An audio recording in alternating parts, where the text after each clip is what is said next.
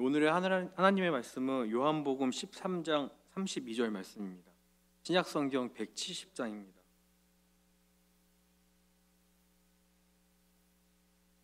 만일 하나님이 그로 말미암아 영광을 받으셨으면 하나님도 자기로 말미암아 그에게 영광을 주시리니 곧 주시리라. 아멘.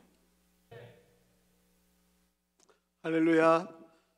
우리 한번 인사하시겠습니다. 하나님은 항상 오르십니다.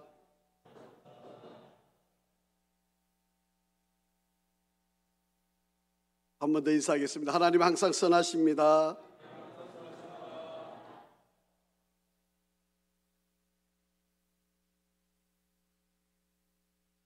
항상 우리 오후 예배는 우리 박 목사님이 설교를 하셔야 되는데 오늘 헌신 예배이기도 하고 또 사순절 기간이기 때문에 사순절의 의미가 무엇일까, 의미에 대해서 우리가 조금 생각을 하고 이 사순절을 지냈으면 좋겠다, 그런 바람으로 오늘 말씀을 전하게 됩니다.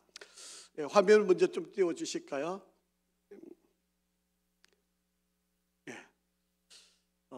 이 그림을 보면 사실은 사순절의 모든 의미가 다 담겨져 있습니다. 사실은 제가 이번 금요일 날 우리 금요 기도회 때 이 그림을 가지고 제가 설교를 하려고 하는데요, 오늘은 안 할 겁니다. 제가 이렇게 하는 이유는 금요일 날 다 나오시라는 의미죠.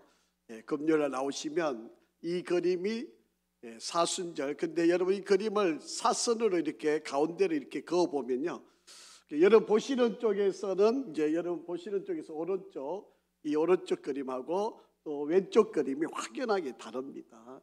제가 이렇게 맛보기만 하고 이제 금요일 날 금요 기도회 때 설교를 하려고 합니다. 사순절과 또 이제 이 반대쪽의 그림은 사육제라 그래가지고 사순절을 지키기 위해서 사람들이 사순절은 금식을 해야 되잖아요. 그러니까 금식하기 전에 마음껏 먹는 그런 절기가 있습니다. 그게 사육제인데 거기에 대한 병폐들, 조금 사순절을 좀 잘못 지키는 일들, 이런 것들을 그림을 브레헬이라고 하는 사람이 1559년에 그림을 그린 이 그림 내용입니다. 여기 보면 이제 우리가 사순절을 지켜야 하는 의미와 이 모든 게 함축되어 있습니다. 저는 사실 그림에 대해서는 잘 모르고요, 그림에 대해서 문외한이기는 한데 이 그림을 이렇게 제가 계속 지금 몇 주 동안 이 그림을 계속 이렇게 살펴보면서 하여튼 신비한 게 이 작가가 이 그림을 그리면서 정말 표현을 하고 싶은 걸 다 담아놓은 게 바로 이 그림이더라고요. 계속 지금 몇 주 동안 이걸 보고 있는데 참 대단하다, 참 신기하다. 어떻게 이 한 장의 그림 안에 이 사순절의 의미를 다 담아놨을까, 이제 그런 생각이 듭니다. 그래서 오늘은 우리가 이제 사순절을 왜 지켜야 되고 사순절은 도대체 무엇하는 절기인가를 조금 생각을 한번 해보려고 합니다. 원래 사순절이라고 하는 것은요, 우리를 위해서 이 땅에 오신 예수님의 십자가 고난, 그리고 예수님이 십자가를 지시고 죽으셨지만 다시 부활하신 날을 기억하면서 우리가 이 예수님의 그 고난과 예수님의 부활을 기대하는 마음으로 우리가 지키는 절기입니다. 그래서 이 사순절은 예수님이 부활하신 날, 부활절 40일 전, 주일을 뺀 40일 전을 지키는 기간을 사순절이라고 합니다. 그게 사순절은 사실은 좀 기간이 길지요. 대강절은 우리가 보통 4주를 지키잖아요. 예수의 오심을 기다리는 절기를 4주를 지키면 사실은 이것은 7주를 지키는 겁니다. 그게 사실 교회 절기로서는 상당히 길고 또 오랜 시간의 절기입니다.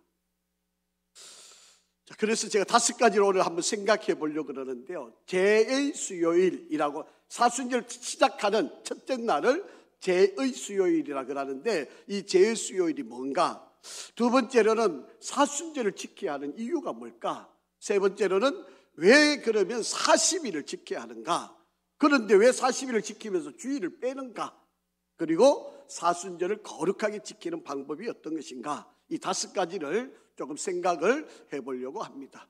여러분, 원래 이 사순절의 시작은 4월 9일이 부활주일이니까 4월 9일로부터 주일을 뺀, 왼쪽 여러분 주일을 뺀 40일을 따져보니까 며칠인 거죠? 2월 22일이 수요일이에요. 그러니까 부활주일이 있으면 부활주일 전날 토요일부터 시작해서 40일을 이렇게 거슬러 올라가면서 주일을 다 빼고 나니까 2월 22일이 사순절 시작이 되는 거예요. 이 날을 제의 수요일, 그렇게 불려지게 됩니다. 자, 그래서 이 제의 수요일이 뭔가 이걸 한번 좀 살펴보려고 합니다. 사순절의 시작은 바로 이렇게 부활주일 전 토요일부터 거슬러 올라가서 주일을 빼고 40일째를 찾아보니까 이게 수요일이 돼요. 이게 매년 수요일 똑같겠죠. 그런데 이 수요일 날 바로 이 날을 제의 수요일이다, 이렇게 시작을 합니다. 이 제의 수요일이 어떤 날인가 하면 이 이마에다가 십자가, 지금 화면에 보시면 이렇게 십자가를 그리는 겁니다. 그런데 여러분, 예수님이 예루살렘에 들어가실 때 온 백성들이 무엇을 들고 예수님을 맞이했죠? 종려나무 가지를 들고 예수님을 맞이했잖아요. 이 종려나무 가지를 잘 말라놨다가 이거를 잘게 붓습니다. 이거를 이제 갈아가지고 이것을 이마에다가 바르는 거예요. 자, 그런데 왜 이를 제의 수요일이라 그러고 왜 이 날이 중요한 의미를 갖고 있는 날이냐, 이것을 이제 생각을 해봐야 되지 않겠습니까? 그래서 이제 이 십자가를 이마에 이렇게 그리는데 이것은 사실은 카톨릭에서 워낙 많이 진행해 오는데 사실 개신교에서는 거반하지를 않는 일입니다. 그런데 이제 장로교 가운데요, 합동측은 사순절을 안 지킵니다. 그런데 나머지 대부분 교단, 감리교, 우리 성결교회, 루터교, 성공회, 대부분 교단들은 이 사순절을 지키게 되어 있습니다. 사실은 카톨릭이 지키기 때문에 많은 기독교, 우리 특히 개신교회가 거절을 했어요. 그리고 지키질 않았습니다.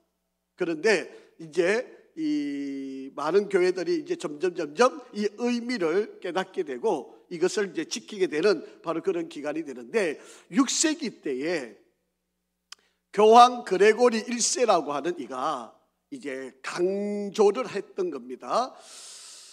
기억하라, 인간이여, 흙에서 왔으니 흙으로 돌아갈지리라. 그래서 이 제의 수요일이라고 하는 말은 어떤 의미를 갖고 있는가 하면, 우리 인간이 흙에서 왔기 때문에 흙으로 돌아갈, 죽을 수밖에 없는 인간이다. 우리는 죄로 말미암아서 사망을 할 수밖에 없는, 당연히 죽을 그런 죄인이다 라고 하는 것을 깨닫게 한, 이거를 알아야 예수님이 왜 고난을 당하셨고 왜 예수님이 부활하실 수밖에 없었는지를 이해가 되기 때문에, 그래서 제의 수요일, 다시 말하면 우리 인간은 흙으로 다시 돌아가서 죽을 수밖에 없는 인간, 죄인이다라고 하는 것을 의미하는 날입니다. 자, 그래서 창세기 3장 19절을 보면 한번 같이 읽어보실까요? 시작. 네가 흙으로 돌아갈 때까지 얼굴에 땀을 흘려야 먹을 것을 먹으리니 네가 그것에서 취함을 입었음이라. 너는 흙이니 흙으로 돌아갈 것이라 하시리라. 여러분, 에덴 동산에서 우리 인간이 영생할 수 있는 은혜를 누렸는데, 그런데 아담과 하와가 죄를 지음으로 육체의 죽음, 영이 죽는 게 아니고 육체의 죽음이 우리에게 임하여져서 육은, 흙으로 지어진 이 육은 다시 흙으로 돌아가는 죽음이라고 하는 것이 우리 인간에게 임하게 됐다는 거예요. 자, 그러니까 이 인간이 영원히 사는 길이 뭘까? 오늘 아침에도 설교를 드렸지만 예수를 나의 구주로 영접해야만 우리가 영생하는, 죽어도 다시 부활하는 은혜를 누릴 수 있기 때문에, 그래서 이 제의 수요일이란 말은 너는 마땅히 죽을 인간이다, 너는 죄로 말미암아서 마땅히 죽을 수밖에 없는 존재이다, 이것을 깨닫게 하기 위해서 제의 수요일 40일 사순절을 시작하면서 너는 먼저 죽음의 존재다, 이것을 일깨워 주기 위해서 이마에 십자가를 그렸던 거예요. 그러면서 이 종려나무 가지를 잘 말려놨다가 이것을 가루로 만들어가지고 물에 잘 적셔서 이것을 가지고 사람들 이마에 그리면서 너는 이 재와 같은, 먼지와 같은 흙으로 돌아가는 인생이다, 이것을 깨닫게 하는 거예요. 그래서 저와 여러분이 사순절을 지나면서 먼저 의식해야 되는 것은 우리는 죽음을 피할 수 없는 존재. 그런데 이 죽음을 이겨내는 방법, 이 죽음을 피할 수 있는 방법은 오직 예수 믿는 방법밖에 없어요. 안 그러면 우리 영원토록 죽음의 존재로 지옥에 갈 수밖에 없기 때문에. 그래서 사순절을 우리가 시작할 때 이 사순절의 가장 중요한 의미는 나는 인간이다, 나는 죽을 수밖에 없다, 나는 회복이 불가능한 존재다 라고 하는 것을 깨닫고 이 예수 그리스도의 나 때문에 십자가를 지심, 그리고 그분이 무덤에 영원히 갇혀 있던 것이 아니라 3일 만에 부활하심, 바로 이것을 믿는 것, 이것을 알게 하는 것, 이것을 깨닫게 하는 것, 이것을 지켜가게 하는 것이 사순절의 의미입니다.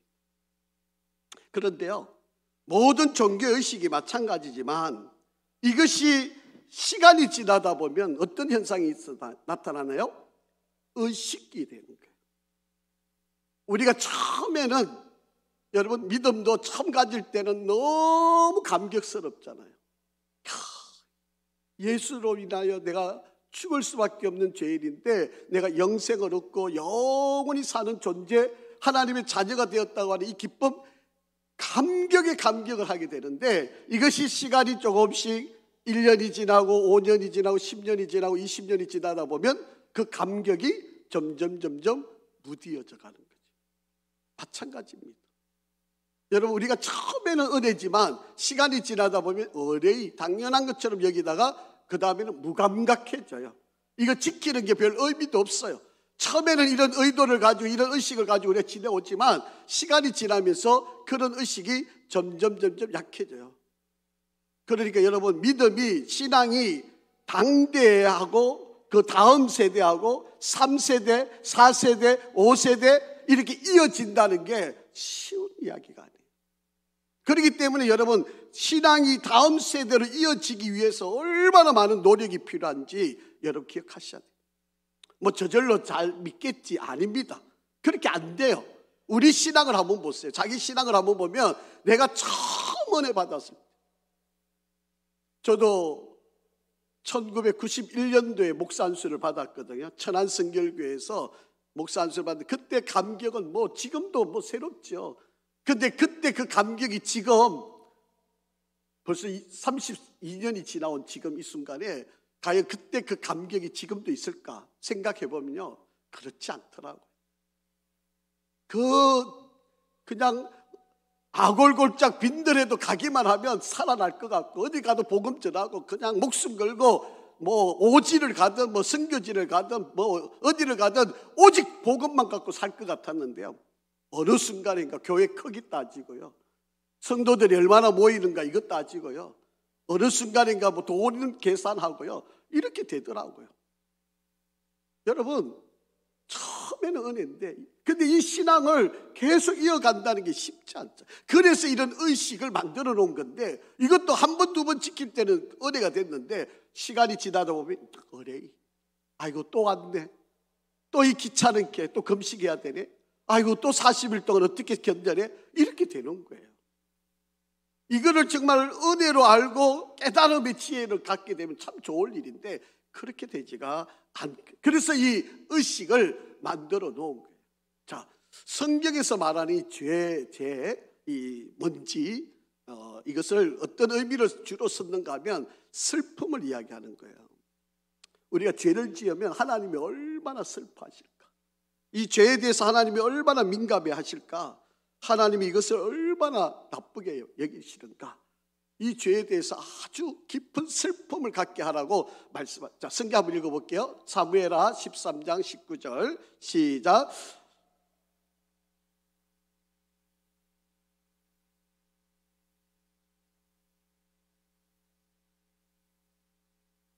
세 번역으로 번역이 되어 있는데요, 이 죄를 지음으로 말미암아서 이제 다말은 머리에 죄를 끼얹고, 먼지라는 거죠. 먼지를 끼얹고 입고 있는 색동소매 긴 옷도 찢고 손으로는 얼굴을 감싼 채로 목을 놓아 울면서 떠나갔다. 이게 얼마나 슬픔에 대한 표현, 지극한 표현을 바로 이 죄라고 하는 것으로 표현한 거예요. 그래서 이마에다가 십자가를 넣으면서 이 문신 같은 것을 표시를 해놓음으로써 나는 죄로 인하여서 너무 슬픕니다. 하나님이 정말 싫어하는 일을 제가 저질렀습니다 라고 하는 것을 의미하는 거예요.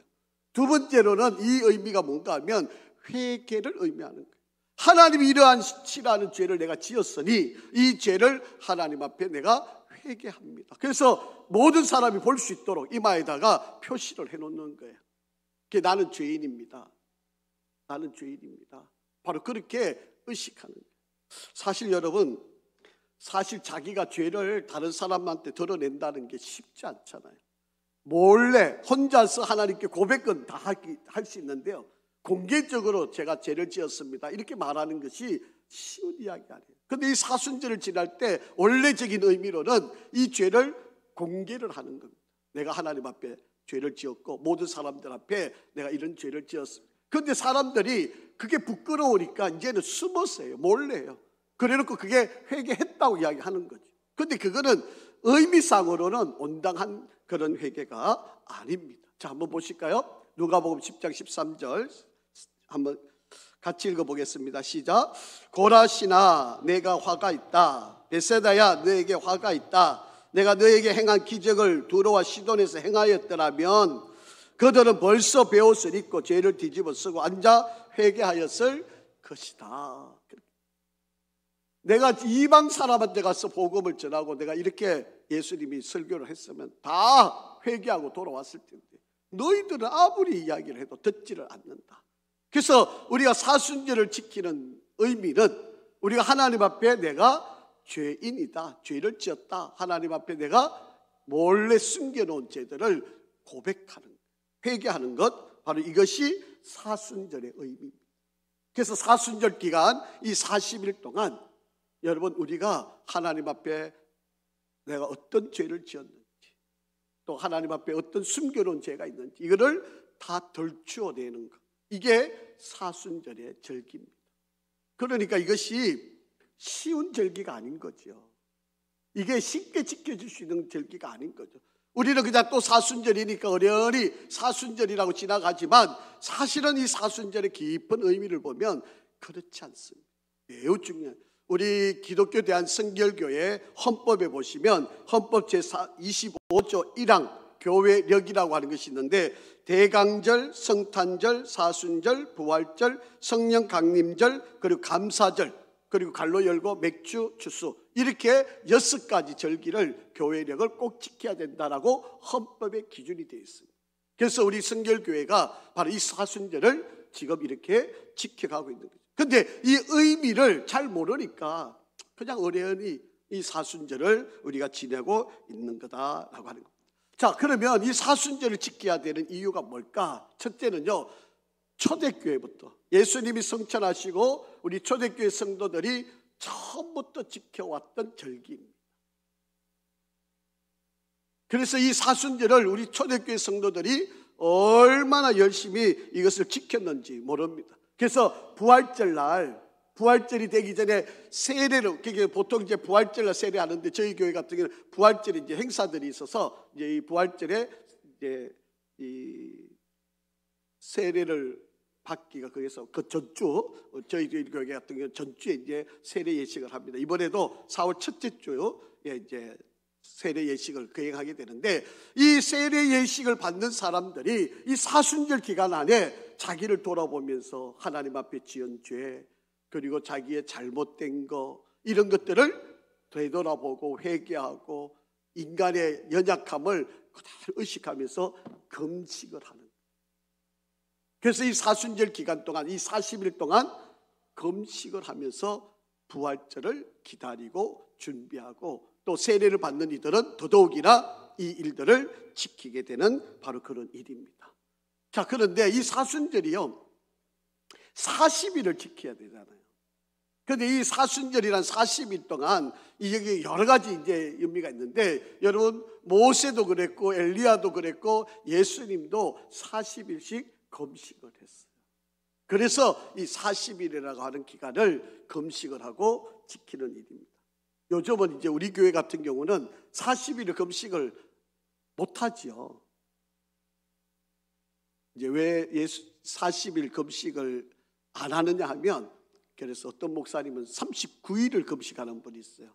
40일 하면 자기가 예수님처럼 된다고 교만해가지고 되기 때문에 하루를 뺀 39일을 금식하는 분이 있어요. 이것도 사실 온당한 일은 아닌데, 우리 교회는 마지막 고난주간 하루에 한 끼, 신목사가 너무 양보를 많이 하는 거죠. 원래는 40일 동안 금식해야 되는데 40일 동안 3끼를 다 금식하는 겁니다. 그런데 신목사가 양보해서 고난주간에 그것도 하루 동안에 한 끼만, 하루에 한 끼만 금식을 하자, 이렇게 지금 이제 우리 교회에서 운동을 하고 있는 겁니다. 여러분 40일 다 금식을 하시면 좋기는 한데, 그럼 나라 경제가 망치지요. 그러니까 여러분 일주일만 하셔도 됩니다. 6일 동안만 하셔도 되니까 6일 동안 좀 힘드시더라도 하루에 한 끼 여러분 금식하면 좀 동참을 해주시면 좋겠습니다. 여러분 초창기를 어떻게 했는가 하면요, 얼마나 엄격하게 했는지 하면, 여러분 하루에 한 끼를 강조를 하면서 그것도 저녁에는 식사를 하게 해서, 그런데 고기를 절대로 못 먹게. 제가 아까 그 그림을 보여드렸는데, 이 보렐이라고 하는 사람이 이 그림을 그리면서 여기에 대한 강조가 아주 심해요. 고기를 절대로 못 먹게 해서, 40일 동안 고기를 못 먹는 겁니다. 그러니까 이제 이 사순절 지키는데 얼마나 큰 어려움이 있었는지 모르죠. 자, 제2 스위스 신앙 고백이라는 것을 보면 이런 내용이 있어요. 사순절 금식은 고대로부터 내려온 것이지만 사도들의 그 기록에 다 담겨 있는 것은 아닙니다. 그렇기 때문에 신자들에게 사순절 금식을 강요하거나 또는 해서는 안 됩니다. 그러니까 여러분, 이제 종교개혁이 1517년에 이루어지게 되는데 가톨릭에서 이거를 너무 강조를 많이 한 거예요. 그런데 여러분, 가톨릭에서 이렇게 많이 강요를 해놓고 정작 신부들은요, 뒤로 몰래 소세지 만들어가 먹고, 하여튼 뭐 별별 일들이 많이 일어납니다. 그래서 종교개혁은 이 사순절을 없애버려요. 이건 지켜야 할 의미가 없다, 이렇게 거짓말하고 정작 신부들은 안 지키면서 뭘 이렇게, 이게 아까도 제가 말씀드렸지만 처음에는 의도가 너무 좋은데 이게 시간이 지나면서 형식화되어 가고 그냥 의례적이 되어버리고, 안 지키면 찝찝하고 지키면 이상하고 뭐 이런 식으로 되어버리니까 이게 사순절이, 그래서 종교개혁의 가장 철두철미한 일들이 된 거예요. 그래서 이것을 금지를 시키는 거예요. 그러다 보니까 여러분 또 이런 종교의식을 안 지키니까 밋밋하다 그러는 거죠. 여러분, 가톨릭에서는 행함으로도 구원을 받는다고 가르쳐요. 그러니까 여러분, 가톨릭에는요, 이 구제가 얼마나 중요한 일인지 몰라요. 내가 땅그랑 헌금을 하면 땅그랑 그 헌금하면 떨어지는 그 소리가 들릴 때, 내가 지옥 가 있는 우리 어머니를 위해서 헌금을 하면 그 헌금이 땅그랑 소리가 나면 그 지옥에 가 있는 그 영혼이 천국으로 옮겨진다, 이렇게 가르친 거예요. 그러니까 아무리 불효자여도 여러분, 자기 어머니가 지옥 가 있는데 천국으로 옮기고 싶으니까 헌금을 할 수밖에 없는 거죠. 또 면죄부라고 하는 거, 돈을 줘가 이 종이에 만들어 면죄부도 사기도 하고 뭐 이런 일이 비일비재하게 일어나는 거죠. 그래서 루터가 종교개혁을 하면서 행함으로 구원받는 게 아니라 오직 믿음으로만 구원받는다, 이거를 이제 강조하게 된 거예요.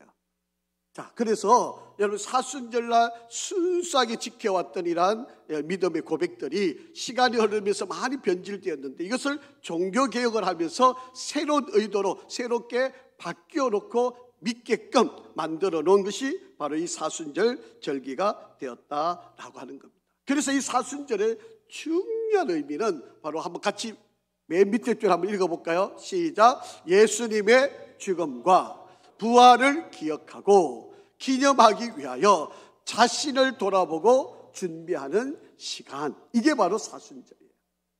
그래서 사순절 동안 예수님이 왜 죽으셔야만 하는지, 바로 저와 여러분의 죄 때문에, 바로 나의 죄 때문에 예수님이 십자가에 달려서 머리에 가시관 쓰시고 양팔에 못을 받으시고 다리에 못을 받고 옆구리 창 받으시고 온 몸에 물과 피를 다 쏟으시고 십자가에 달려서 죽으시고, 나 때문에, 나의 죄 때문에. 그러나 그분이 무덤에 갇혀 있지 않고 3일 만에 부활하심을 본 이 기간을 기다리고 우리가 그렇게 묵상하고 주님을 닮아가려고 애를 쓰는 바로 그런 기간이 바로 이 사순절. 그래서 여러분, 이 사순절 기간 그냥 의미 없이 어디에 그냥 교회 즐기니까, 교회력이니까 그냥 지나는 이런 시간이 아니라 정말 이 시간을 소중하게 여러분이 지낼 수 있으면 좋겠습니다. 자, 또 한 가지 더 보실까요? 사순절 기간은 믿음이 어떻게 해요? 성장하는 기간이 돼야 돼요. 여러분, 이제 내 믿음이, 내 신앙이 자꾸 자라나야 돼요. 그러기 위해서 우리의 주님이신 예수 그리스도의 죽음과 부활을 준비하기 위해서 기도로 영적인 훈련과 자기 반성의 기간을 통하여서 믿음이 성장하는 시간이 되게 우리가 신앙을 해야, 생활해야 됩니다. 그래서 여러분, 사순절 기간 말씀을 읽고 또 섬기고 헌신하고 구제하고 정말 기도하고 열심히 예배 참여함으로 우리의 믿음이 성장하고, 또 특히나 여러분 전도합니다. 여러분, 전도하면요 내 신앙이 성장하게 돼 있어요. 여러분, 이 영혼이 잘 자라려면 내가 먼저 본을 보여야 되잖아요. 그러니까 전도하면 내 믿음도 커져가게 됩니다. 아멘도 안 하시는 거예요. 다음 주부터 여러분 전도 대상자 작정하셔야 되는데, 여러분 어쨌든 전도하면 내 신앙도 커져가니까 이런 일을 좀 여러분 잘. 자, 그러면 왜 40일일까? 뭐 성경에 이 40일의 기간을 여러 가지로 설명을 많이 하지만 이 40일은요 심판을 의미하는 겁니다. 회개하지 않으면 심판한다. 그리고 준비하는 기간, 시험 기간이 바로 이 40일 기간이다 라고. 여러분, 우리가 너무 잘 아는 것처럼 노아 홍수가 40일 밤낮으로 비가 내렸잖아요. 이게 하나님의 심판의 의미가 바로 이 홍수 때에 있음을 볼 수 있습니다. 창세기 7장 12절에 보면 40주야를 비가 땅에 쏟아졌더라 그렇게 되어 있잖아요. 이 40일은 심판의 의미입니다. 예수 안 믿으면 심판받아요. 여러분, 예수 안 믿으면 영벌 받습니다. 그러니까 우리가 예수를 전하지 않을 수 없는 이유죠. 예수를 전해야만 영생, 영원히 사는 영생을 얻을 수 있기 때문에, 그래서 우리는 이 기간 바로 복음을 전하는 기간이 돼야 돼요. 자, 두 번째로는 모세를 통해서 율법을 받기 위해서 40일 동안 시내산에서 머물러 있었다. 그게 하나님의 말씀을 받는 기간이에요. 그러니까 여러분, 사순절 기간에 여러분 말씀을 사모하는 게 얼마나 큰 축복인지 몰라요. 지금 우리 교회 성도 한 100분 정도가 성경 지금 통독을 하고 계시는데 참 감사합니다. 여러분, 참 어려운 일이잖아요. 이 통독한다는 게 목도 아프고 또 사실 그 소리 내어 읽는 게 시간이 더 걸리고요. 눈으로 읽을 때하고 또 다르거든요. 그런데 여러분, 읽으면 은혜가 달라요. 여러분, 성경도 여러분 어제 읽었던 거하고 오늘 읽으면 또 다른 것처럼 여러분 눈으로 읽는 거하고 속으로 읽는 거하고 또 소리 내어서 읽는 거하고 전혀 다릅니다. 지금도 늦지 않으니까 여러분 아직 통독 안 하고 계시는 분 신청하시기를 바라요. 우리 남자분들은 우리 박 목사님한테, 우리 여자분들은 이현희 전도사님한테 여러분 꼭 신청하셔서 성경을 한번 소리 내어서 한번 읽어보시면 정말 큰 은혜가 됩니다. 자, 출애굽기 24장 18절 한번 보실까요? 시작. 모세는 구름 속으로 들어가서 산 위에 올랐으며 모세가 40일 40야를 산에 있었니라. 그래서 말씀을 받기 위해서, 하나님께서 주시는 그 말씀을 받기 위해서 바로 세 번째는 이스라엘을 위하여서 40일 동안 금식을 합니다.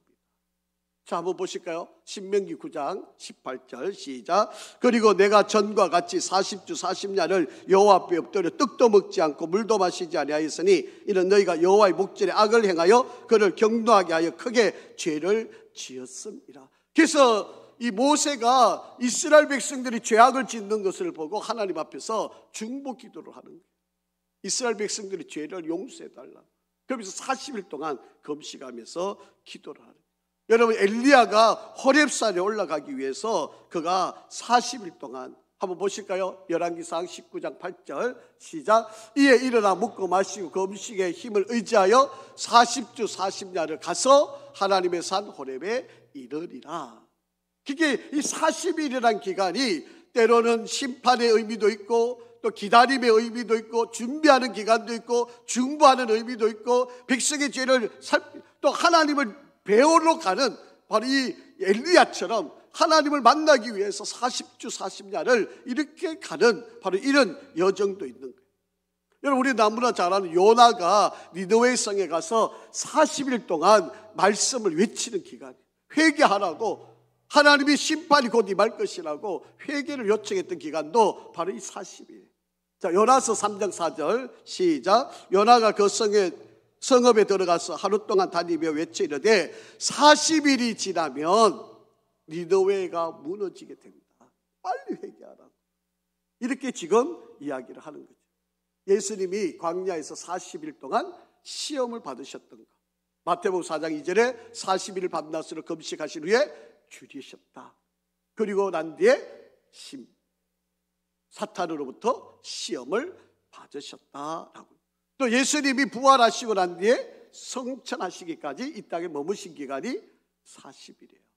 자, 사도행전 1장 3절 한번 읽어볼까요? 그가 고난받으신 후에 또한 그들에게 확실한 많은 증거로 친히 살아계심을 나타내사 40일 동안 그들에게 보이시며 하나님 나라의 일을 말씀하시니라. 그렇게 말씀합니다. 자, 그래서 우리가 이 40일 동안 주일을 뺀, 부활절 전 주일을 뺀 40일 동안 이 사순절을 지키는 것은 이렇게 다양한 의미들을 가지고 있다라고 하는 거예요. 자, 그러면 왜 주일을 빼느냐는 거예요. 왜 주일을 빼고 40일을, 아니 주일을 좀 포함시키면 빨리, 그래도 40일이면 지나가는데 이 주일을 빼버리니까 작업했지 기간이 더 늘어나게 되는 바로 그런 이유가 뭐냐라고 하는 거예요. 여러분, 예수님이 오셨을 때까지는요, 모든 것의 예배는 언제 드렸는가 하면 안식일에 드렸어요. 이게 하나님이 창조를 하시고 그리고 엿새 동안 창조를 하시고 마지막 날 일곱째 날 쉬셨어요. 그러니까 오늘날로 말하면 주일부터 시작해가지고 토요일까지 하고 그 다음에 쉬신 게 되는 거죠. 그게 숫자로 보면 주일부터 하면 금요일까지 일을 하게 되고 토요일 날 쉬신 게 되죠. 그러니까 지금도 유대인들은 이 토요일 날 안식일로 지킵니다. 아마 우리 지난번에 로마하고 이스라엘 성지순례 갔을 때 저희들이 이 솔로몬 호텔에서 우리가 잠을 잤는데 거기 보면 엘리베이터가 2개 있었잖아요. 우리가 들어간 날이 안식일 날 들어갔거든요. 토요일 날 우리가 이제 로마 여행을 다 마치고 들어가니까 토요일인데 엘리베이터가 2개 있는데 이 버튼을 아무도 안 눌리잖아요. 그게 우리들만, 이방 사람들만 할 수 있도록, 아니면 계단을 올라갔다 오든지 우리만 누르고 탈 수 있는 엘리베이터가 따로 있고, 유대인들은요 버튼을 누르지도 않아요. 안식일을 그만큼 거룩하게 지킨다는 의미죠. 자, 그런데 왜 우리는 주일을 뺐느냐? 예수님이 부활하신 날을 주일이에요. 그러니까 이전까지는 토요일 날 안식일이 주된 날이었지만 이제는 예수님이 부활하시고 난 날은 그 토요일, 안식 후 첫날이 부활하신 날이니까 바로 그 다음, 오늘날은 우리가 말하면 일요일이 되는 거죠. 이 날을 우리는 주일이라고 불러요. 그래서 교회 다니시는 분들은, 신앙생활 하시는 분들은 일요일이라 그러면 안 돼요. 저희들은 뭐라고 불러야 되죠? 주일이라고 불러야 돼요. 주님의 날, 예수님이 부활하신 날. 그래서 우리는 주일이라고. 아직도 아마 여러분한테 구약을 믿는 사람들이 공격할 거예요. 아니 성경에 안식일 지키라고. 그건 구약의 이야기예요. 신약에 와서는 예수님이 안식 후 첫날에 부활하셨으니까 바로 우리는 그 날을 기념해서 예배 드리는 거예요. 그래서 주일은 주님의 죽음과 부활을 기념하기 위해 지키는 축제, 기뻐하면서 축제의 절기. 그러니까 사순절 기간 안에 주일을 뺀 거예요. 그래서 기쁘게 하나님 앞에 예배 드리라고 주일은 빼고 40일 동안 우리가 사순절을 지키게 했다라고 하는 것입니다. 좀 이해가 되시나요? 그래서 여러분 교회 다니시는 분들은 뭐 일요일이라든지 뭐 노는 날이라든지 이런 말 쓰시면 안 돼요. 우리는 주일이 되면 무조건 우리는 주일 이렇게 불러야지. 주님의 날 이렇게 우리가 불러야 세상 사람과 구별이 되는 거죠. 그래서 이 사순절 기간 안에 우리가 이 예수님께서 우리를 위하여 돌아보신 그 사랑을 기억하는 주간이 된 거예요. 여러분 지금 보시는 화면이 무슨 색인가요? 예? 제 넥타이 색깔 좀 보이시나요? 아침에 맸던 것도 달리 메고 왔는데, 여러분 사순절 기간에는 바로 보라색을, 이 앞에도 지금 보라색 맞나요? 예, 이게 사순절 기간의 의미입니다.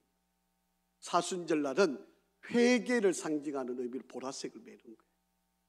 그래서 여러분 교회가 제가 이게 또 대단하게 중요하다고 여러분 그렇게 생각하시는 게 제가 그렇게 생각하란 말이 아니고, 그렇다고 여러분 또 다음 주부터 다 보라색만 다 입고 오시고 이러면 안 됩니다. 여러분 제가 굳이 그런 걸로 평가하고 나누고 이런 생각은 전혀 없고요. 그냥 제가 오늘 여기에 대한 설교를 하니까 제가 이 색깔을 이렇게 좀 맺고, 또 혹여라도 또 부활절 되면 제가 흰색을 거의 넥타이가 없습니다. 그러니까 매질 않을 거지만 또 흰색도 안 매면 또 이상하고, 목사님도 양복도 흰 양복 입어요. 저는 흰 양복이 없습니다. 그러니까 그래도 사주실 생각하지 마시고요. 꼭 그거 입어야 되고 이런 게 아니고, 이게 상징적인 의미예요.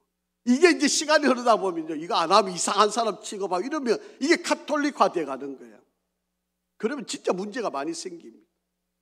여러분 유럽에 가면 여러분 이렇게 성당에 어마어마하게 사는 성당이 크잖아요. 그런데 거기에 그림, 성화, 그리고 이 유리에다가 온갖 그림을 다 붙여져 있잖아요. 그 왜 그런지 아세요? 아마도 여러분 여기 우리 여기 약현 성당이나 요 주변의 성당에 가도 아마 그것도 교회 안에 그림이 엄청 많을 거예요. 여러분 그 당시에는요 글을 읽을 줄 몰랐어요. 사람들이, 교인들이. 그러니까 성경도 없잖아요. 그러니까 이 사람들한테 뭐를 가르쳐 줘야 되는데, 목사님 신부가 그냥 강단에서 설교만 하면 저 사람들이 알아들을 방법이 없잖아요. 그러니까 할 수 있는 방법이 뭐예요? 조각하거나 그림 그려놓는 거예요. 그러니까 여러분 그림이 대단하다고 생각하지만, 글 못 읽는 사람을 위해서 이렇게 해놨구나. 우리는 글을 다 읽을 줄 아니까 굳이 그림 갖고 설명해야 될 이유가 없죠. 하나님 우리에게 성경을 주셨으니까 이 성경 읽는 것만 해도 은혜가 되는 거잖아요.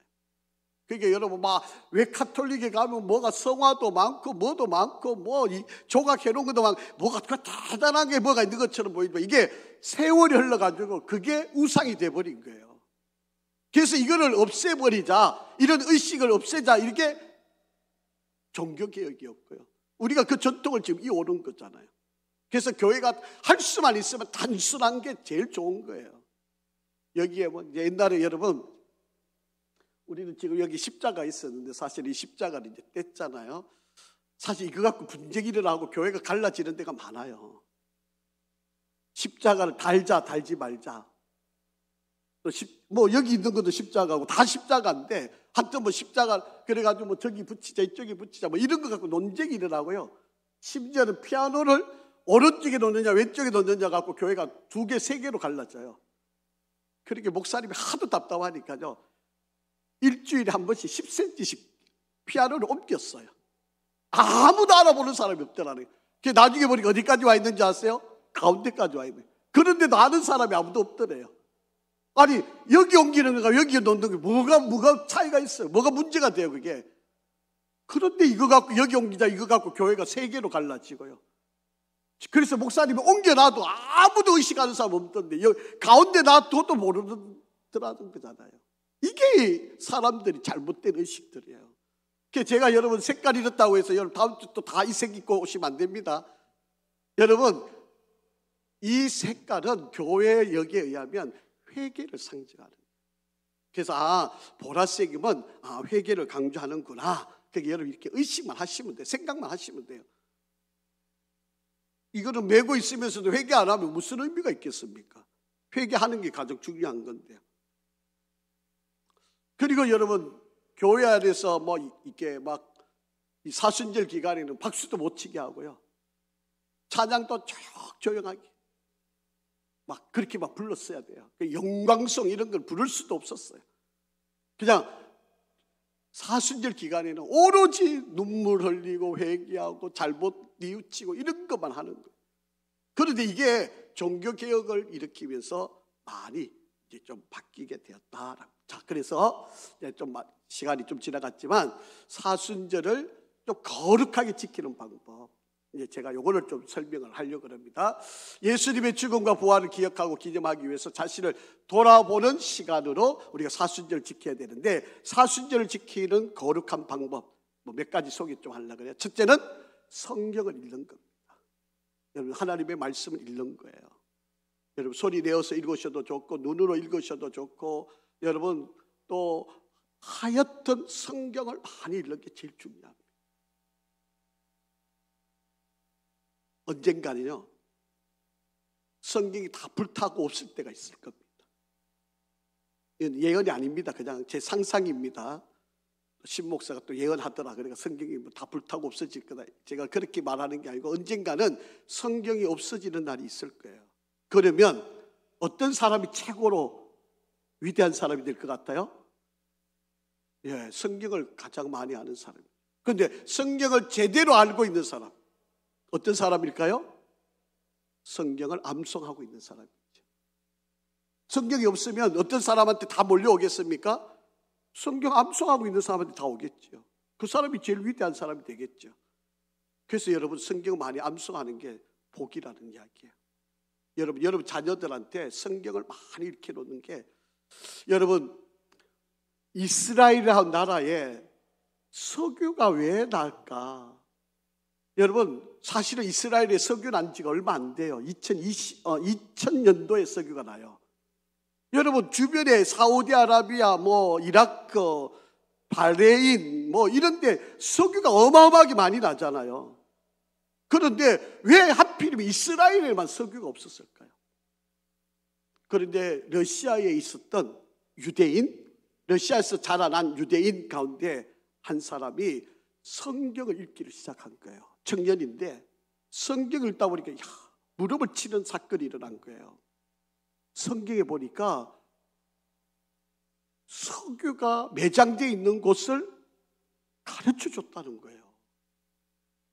아니, 그 동안에 수많은 사람이 성경 읽어왔는데 석유가 매장되어 있다는 걸 몰랐거든요.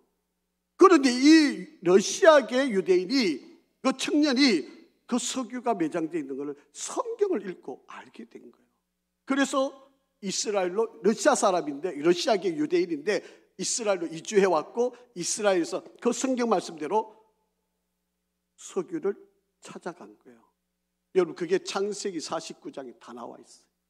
우리는 그냥 의뢰의 이런 거구나. 12지파 아들한테 예언을 해놓은 그 야곱의 예언에 보면 석유가 나올 걸 다 지중해 바다에서 석유 나오고 가스가 나오고 이걸 그대로 설명을 해놨는데, 이거를 이해하고 받아들인 사람이 2000년도에 유대인이었어요.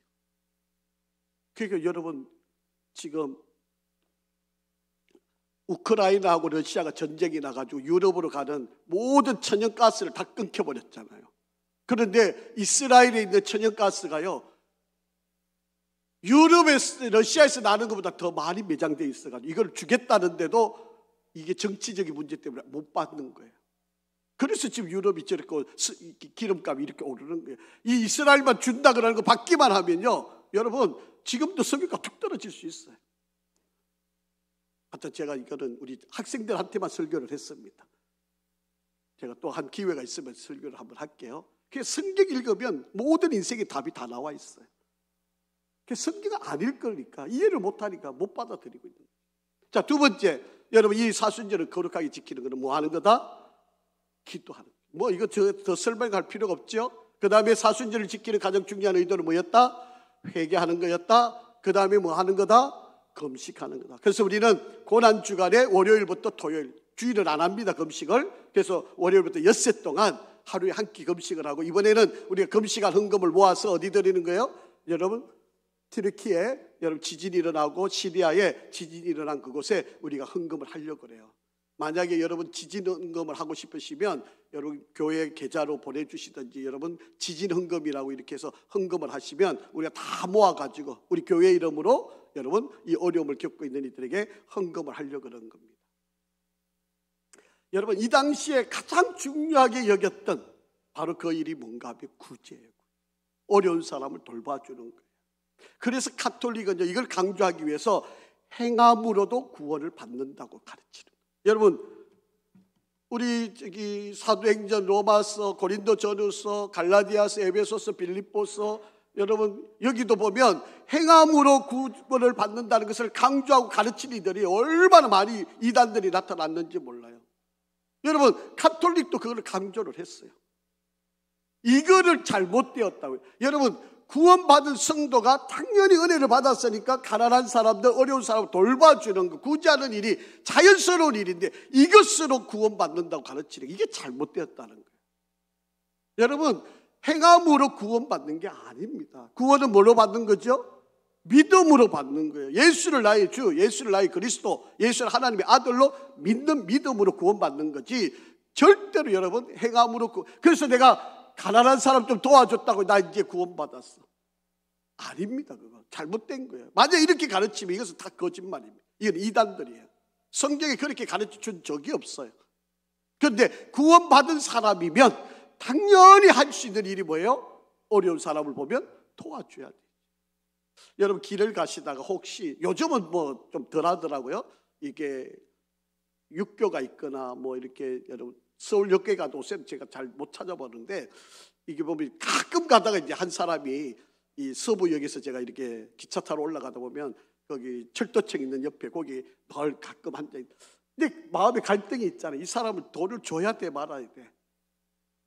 이 사람한테 내가 이 동전을 주고 가야 돼 말아야 돼. 이거 갖고 늘 하여튼 몇 초 동안 생각하고 가요. 그냥 주고 갔으면 마음이 편한데 줘야 돼. 혹시 이거 주고 술 먹지는 않을까? 이거 갖고 담배 피지는 않을까?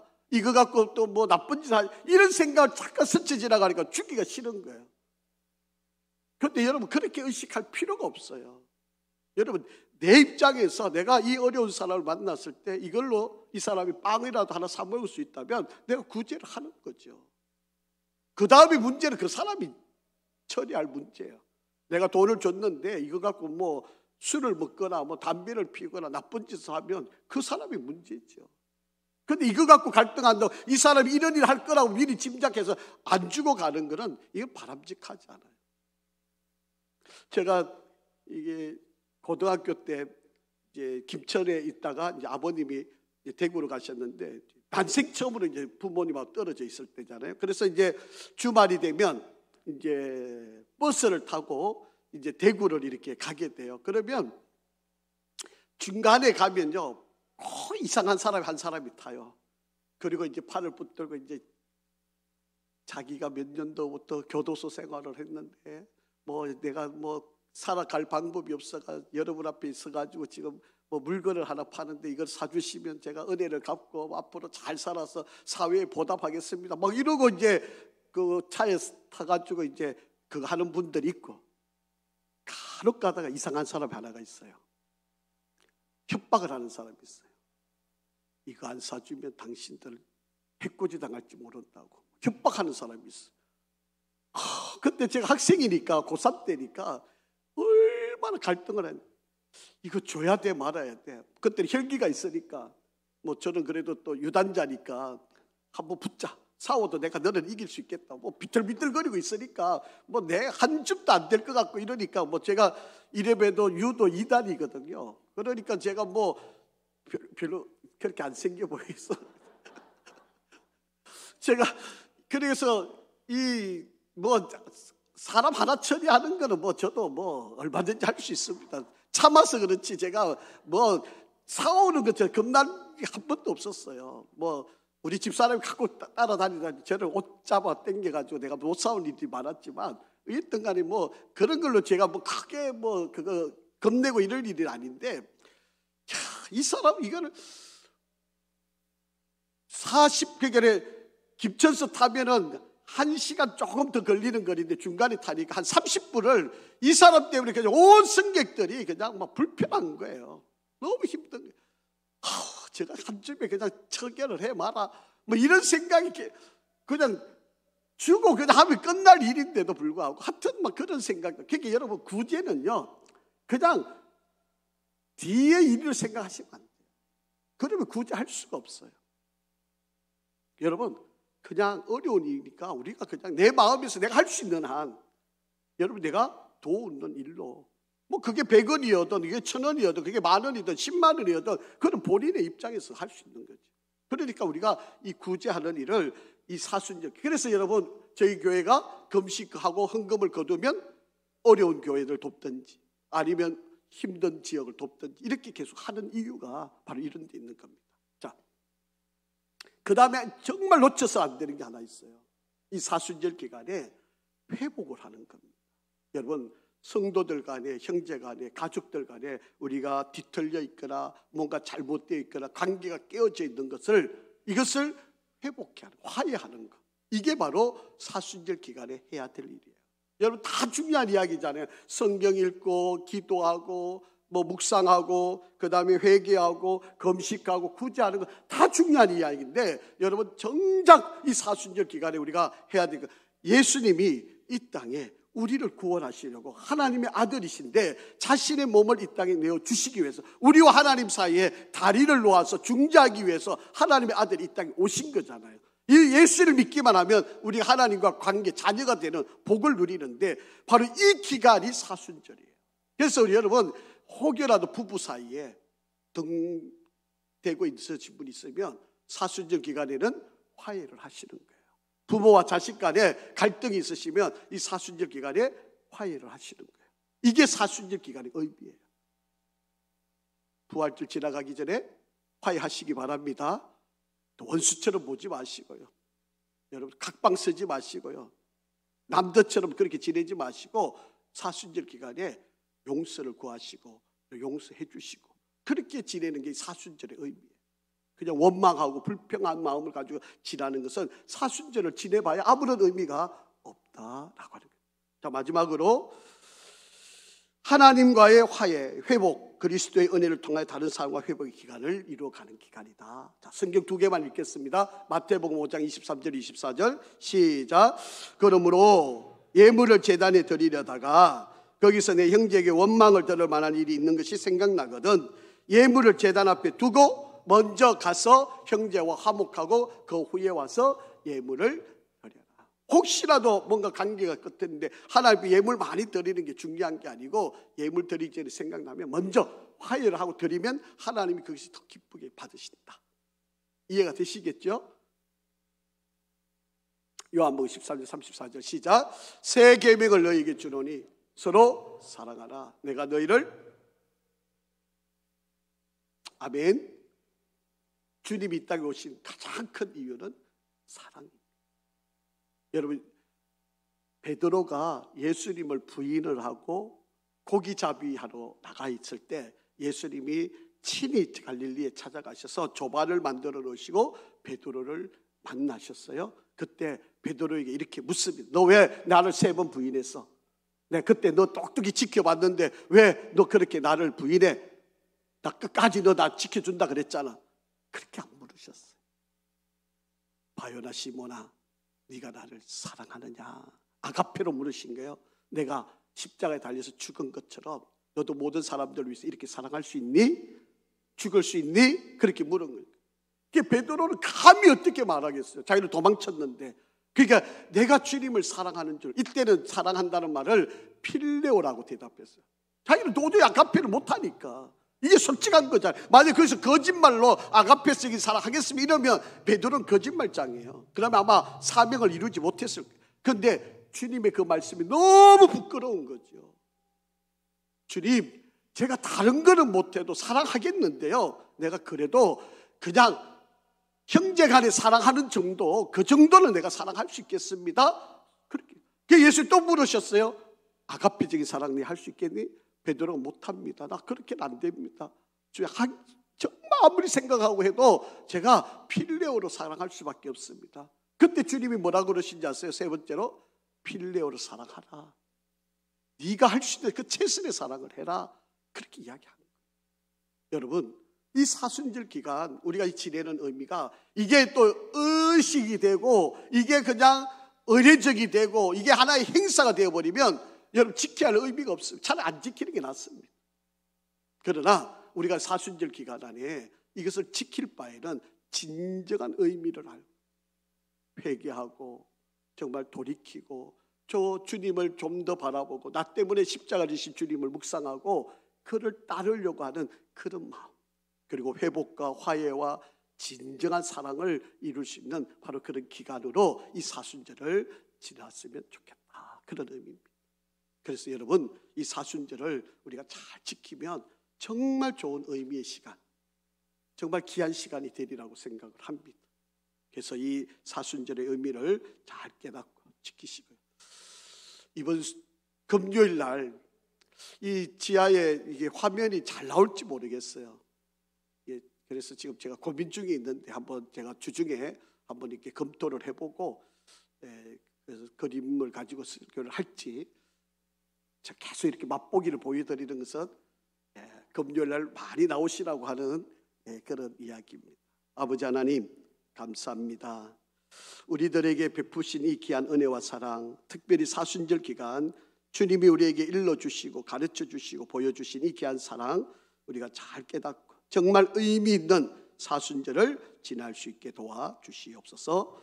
우리 특별히 사랑하는 남전도회를 축복하시고 정말 올해에도 저들에게 귀한 임원의 직분을 주시고 또 섬김의 은혜를 주셨으니 잘 감당하고 승리하고 한 해 충성하는 저들이 다 되게 도와주시고 우리 사업과 직장과 일터와 학교 가정을 기히 여겨 주시옵소서. 복 내려 주시고 건강함과 평안함과 기쁨이 넘치게 도와주옵소서. 예수 그리스도 이름으로 기도합니다. 아멘.